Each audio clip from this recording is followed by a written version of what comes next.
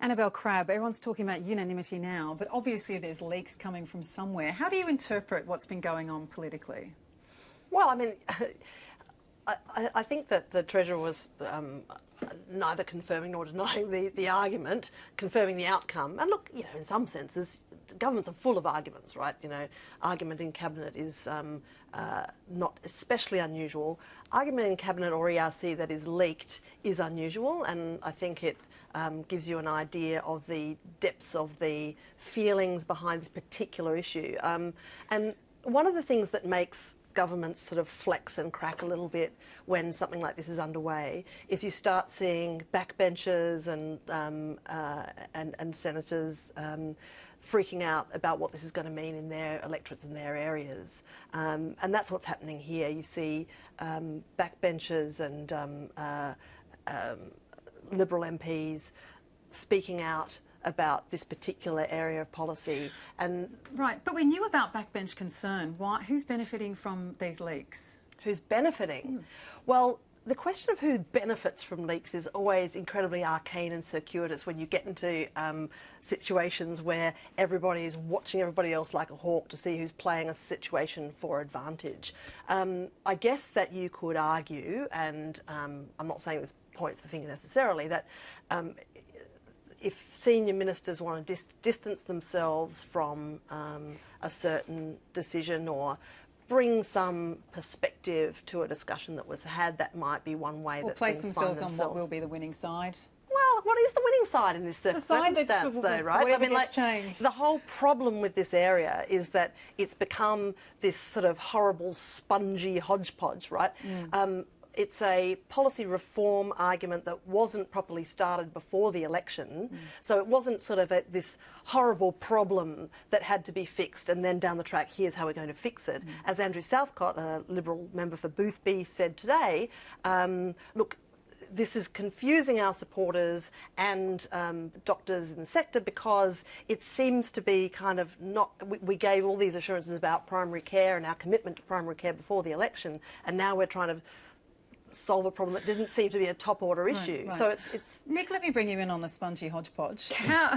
Look, he's been dying for a chance. Spongy. Right. Now, do you think the government was right to say they're not going to cut this rebate anymore? Does it make them look indecisive or suddenly more consultative on this matter? I don't think, given where this debate had gone, they had any choice over this. And Annabelle is dead right. I mean, this has not been policy that's been well articulated, and I think that many people in the government probably now regret that. I mean, plainly, I think what happened last year was that a government came to power and felt they had a whole lot of things to do, and they had to do most of them now.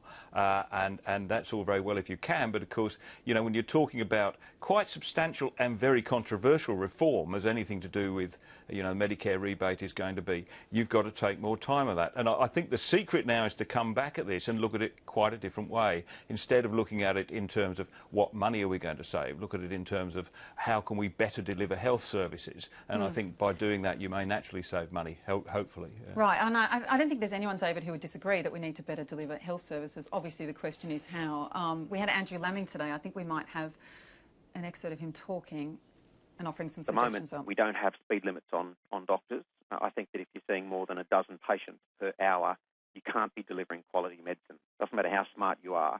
So we do need to be looking at ways to pull the cowboys up. It's been a difficult discussion that's never really been had.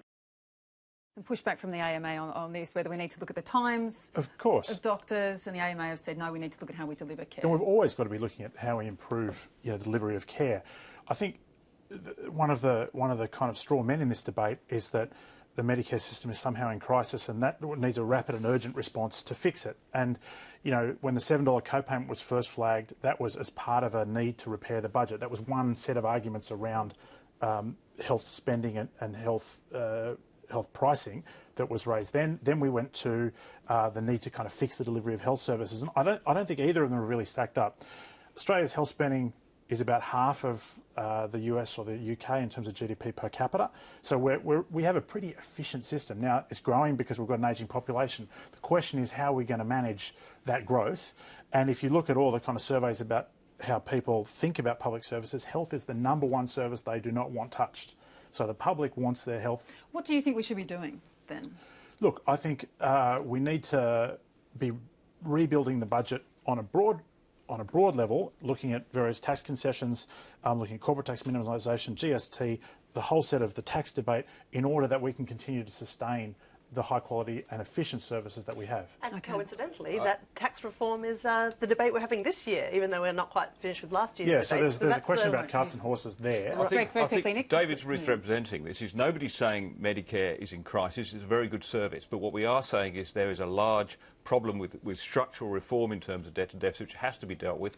Health being such a large part of spending can't be left out of the equation, and I think the crucial word has been sustainability.